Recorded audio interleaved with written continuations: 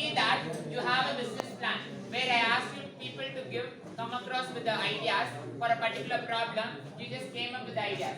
If I ask you to submit a report on it to an investor, if you people submit it like this, whether the investor would have some time to work on it, to study over it, definitely no. If it is a single page business plan, how it would be? How it would be? Like a pamphlet or as a notice, a pet notice what you get in a newspaper, right? Where they would be mentioning your company name, the products what they sell, the offers, where the particular location is. Then they would mention lots of things. Likewise, you can also mention. So a business plan should be a single page. So it would be faster to you people to create. If you just go with a book, right, you may take 2 to 3 months to complete. If it is a single page, 2 days is more than enough. Where you can work on it, how it could be, the presentations, everything. And finally, you will come up and you can submit it with the investor. Like you can mention which business model you are going to pay.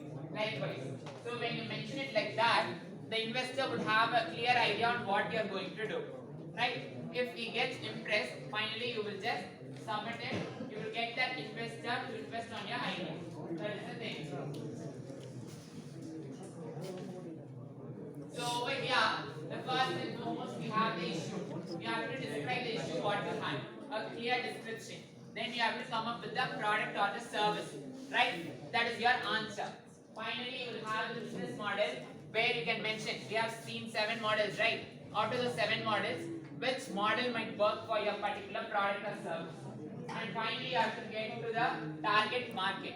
Do you know what is the target market? If I'm taking the same class for 10th standard kids, okay, 10th standard students, how it would be?